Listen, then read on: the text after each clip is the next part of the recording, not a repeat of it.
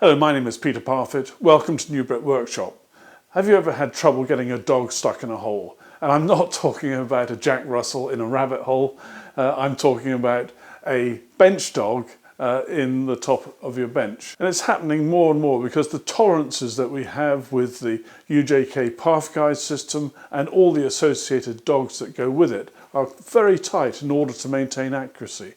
And that means that the fit between the dogs and the holes can be quite tight. Now, it's not so bad if you've got, say, a tall dog like this UJK Path Super Dog, because you've got plenty to get hold of. But if you've got one of the new guide pups, then it can be a different matter. It can be pretty tricky. Sometimes you find yourself having to push up from underneath. Well, I've got a solution to offer to you. Two solutions, in fact.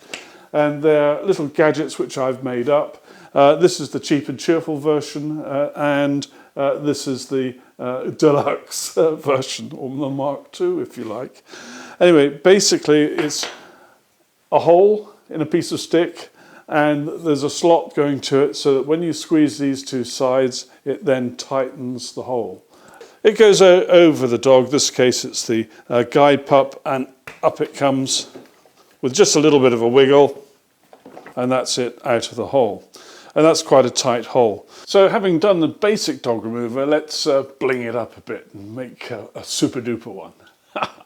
So this time I've got a block of walnut. It's 190 millimeters long, it's 36 millimeters wide, and it's 20 millimeters deep. And I've marked a center line all the way down through here.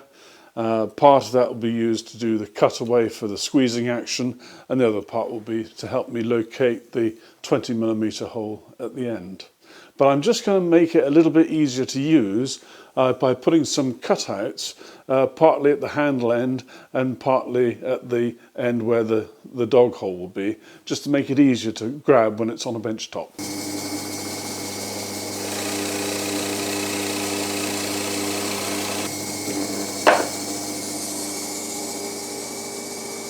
There's that first cut, and this will be to help the fingers under here.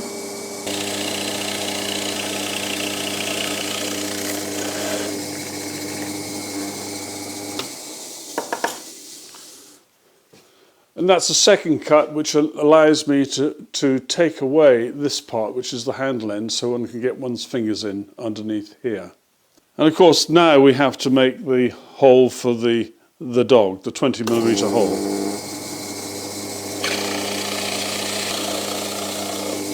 Now, having cut the 20 millimeter hole, you're still going to find that the dog's a bit tight. Well, we know these dogs are tight in 20 millimeter holes. They're designed to be tight.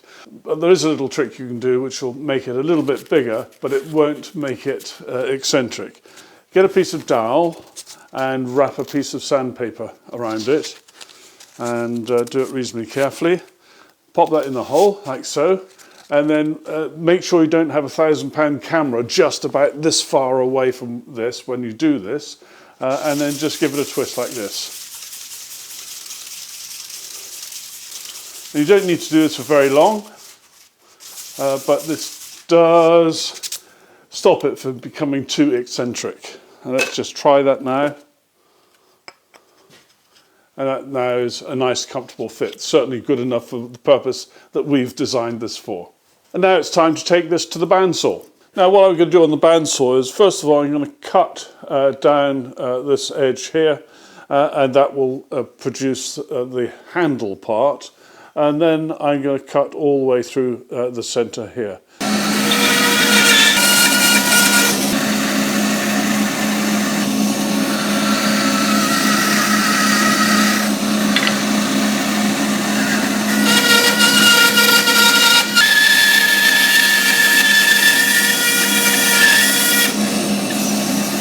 Now you may have noticed I had two passes at that. The first pass wasn't quite close enough to the edge of the hole here, so I did a second pass by just adjusting the fence a fraction. And that's how much of a fraction I meant. And now we're going to do the long cut all the way into the hole, but this time we could be very careful to watch our fingers.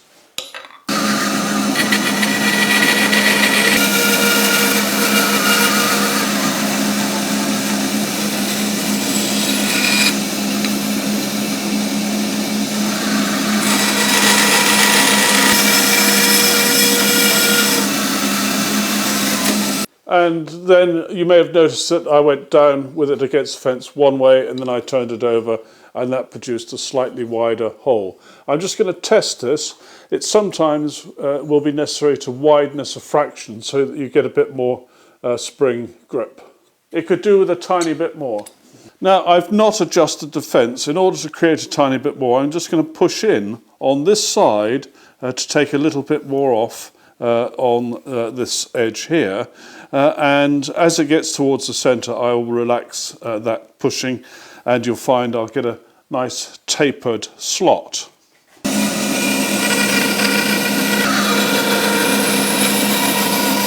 Well, I gave it 2 goes. I actually did adjust the fence a fraction for the second go, and now you can probably see that that slot is tapered. It gets narrower there. So that's now giving me quite a good degree of movement there, which is super. Now I'm going to test it again. So here we've got one of the pups in there, and I'm going to squeeze this, and I'm lifting up a little bit just here with my finger, just to give it a bit of upward motion. And that is perfect. It's certainly gripping it perfectly well. So that's the main aim. And if we try here, one of the guide dogs. Right, well I'm happy with that. I think what I'm going to do now is just sand it all off. And now the deluxe version is much nicer to use because it is the deluxe version. And so you just put it on your bench dog, give it a little wiggle, and up it comes very easily. And you can make both of these up very simply yourself. So I hope this short video helps. Now you know how to get those dogs out of those dog holes on your bench. Thank you very much for watching. Take care. Bye-bye.